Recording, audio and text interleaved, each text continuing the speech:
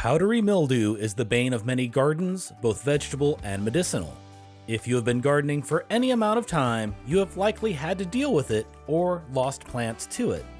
I have a pretty unique opportunity here to try out 4 different products that are supposed to work against powdery mildew, as the enormous pumpkin that we have growing is getting absolutely hammered with powdery mildew right now.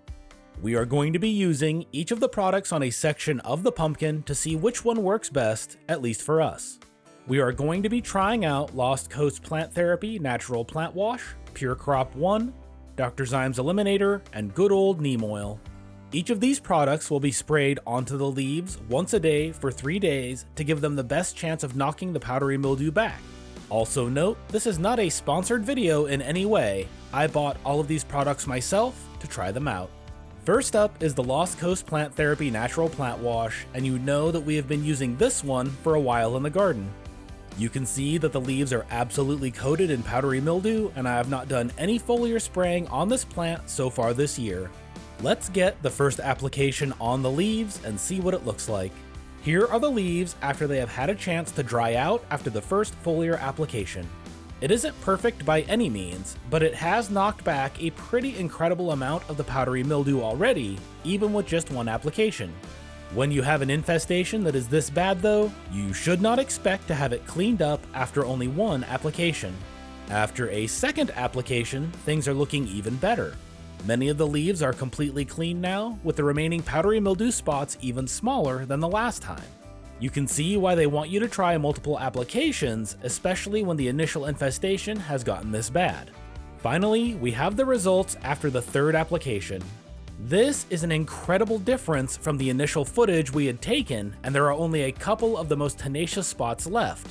At this point, I would feel comfortable going to the recommended weekly spraying to keep the powdery mildew under control, but I am thrilled with how well this product did with just 3 applications to a really bad infestation. Next up is Pure Crop 1, which I had never heard about until someone I followed on Instagram mentioned its use, so I picked it up for this test. You can see that the powdery mildew infestation is just as bad here as it was on the last test section, so let's get our first application on there. Here we are after the first spraying, and to be honest, it doesn't look much different. It did wash off the top layer of mildew that was caked on there, but it hasn't done much to touch the sections that are really growing right on the leaves. After the second application, things are definitely looking better, but there is still quite a bit of the powdery mildew on the leaves. It is an improvement from the last application though, so it does seem to be working, at least a bit. Finally, here are the results after the final spraying. It does not look much different than it did after the second application, and while it is better than it was before we started the test, this is still too much mildew for me to be comfortable going to a weekly spraying regimen. Next up is Dr. Zyme's Eliminator, and as you can see, I wasn't kidding about this entire plant being covered in powdery mildew. We have used this product a couple of times this year on the medicinal side of the garden. Let's see what it can do to the powdery mildew.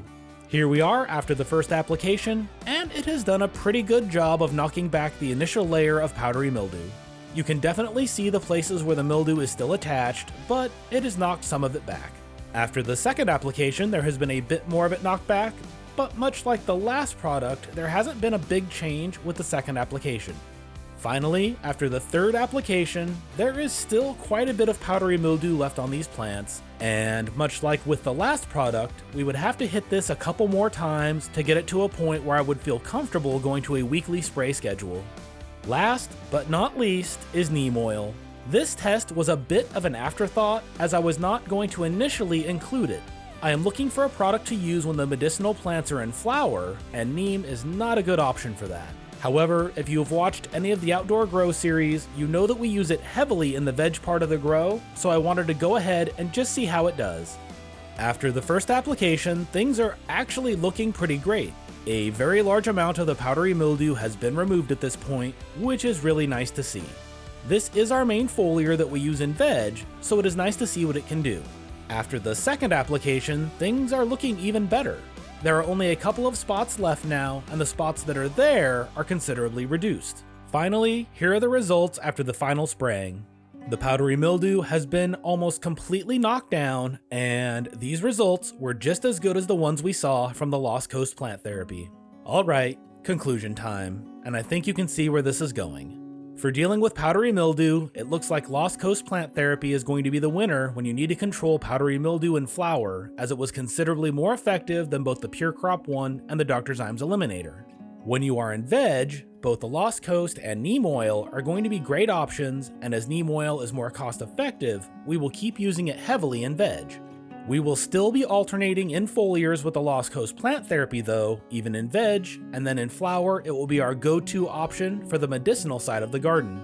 Finally though, remember that this test is only looking at how effective each of these products has been for us versus powdery mildew, and we have not tested its effectiveness against any of the other pests or infestations that they are all recommended for.